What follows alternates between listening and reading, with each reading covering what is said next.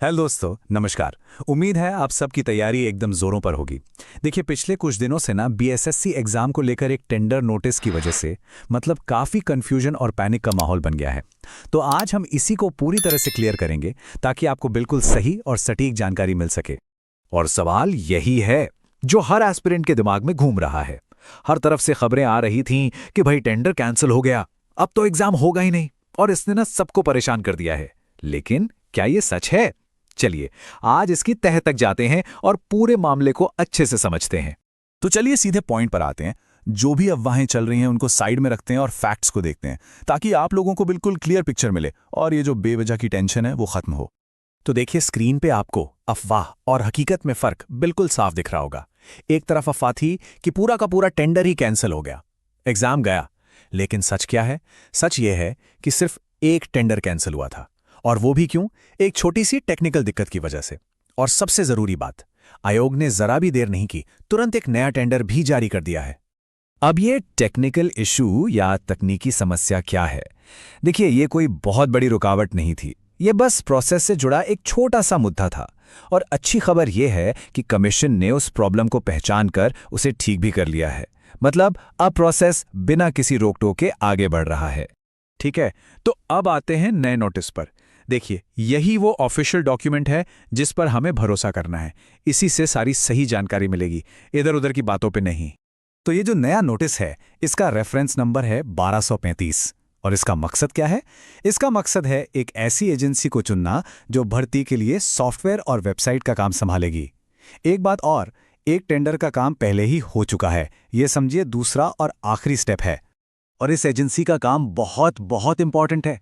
Application form भरवाने से लेकर एडमिट कार्ड जारी करना, सेंटर अलॉट करना, फिर ओएमआर शीट बनाना, आंसर की अपलोड करना और आखिरी में स्कोर कार्ड डाउनलोड करने तक सब कुछ यही एजेंसी देखेगी। इससे साफ है कि कमीशन एग्जाम के पूरे प्रोसेस को एकदम सिस्टमैटिक तरीके से आगे बढ़ा रहा है। चलिए अब आते हैं सबसे जरूरी हिस्से पर, टाइमलाइन क्या है। और यहां एक बहुत अच्छी खबर है, कमीशन बिल्कुल भी टाइम वेस्ट नहीं कर रहा है। प्रोसेस जो है वो काफी तेजी से आगे बढ़ रहा है। देखिए, 10 मार्च से बिड सबमिशन यानी बोली जमा होनी शुरू हो चुकी है। 16 को एक मीटिंग होगी और 24 मार्च बोली जमा करने की आखिरी तारीख है। और फिर ठीक अगले दिन 25 मार्च को टेक्निकल बिड खुल जाएगी।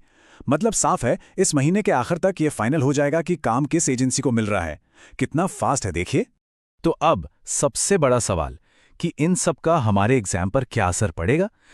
CGL4, BSO और इंटर लेवल के जो एस्पिरेंट्स हैं, उनकी एग्जाम डेट्स का क्या होगा? जाहिर है, यही जानना हम सबके लिए अब से ज्यादा जरूरी है।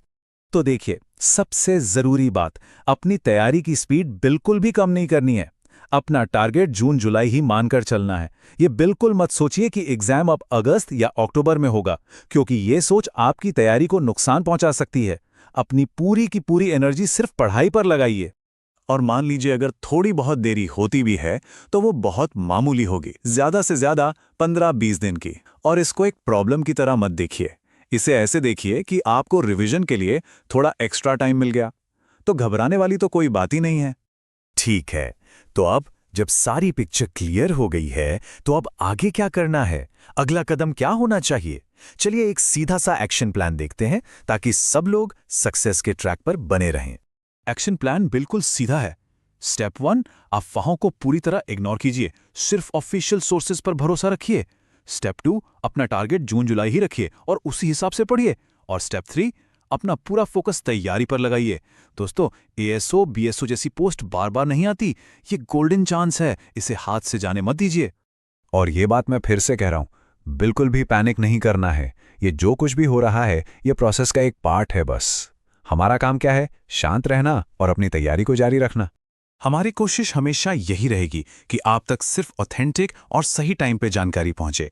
तो सारे सही अपडेट्स के लिए हमारे साथ जुड़े रहिए, ताकि आप हमेशा इन्फॉर्म्ड रहें और अपना पूरा ध्यान सिर्फ तैयारी पर लगा सकें। तो ये थी पूरी जानकारी। अब जब सारा कंफ्यूजन दूर हो गया है और प्रोसेस वापस पटरी पर है, तो अब सवाल यह है कि आप लोग इस क्लैरिटी का इस्तेमाल अपनी तैयारी को और मजबूत करने के लिए कैसे करेंगे? इस पर जरूर सोचिए और अपनी तैयारी में जी जान से जुट जाइए। धन्यवाद।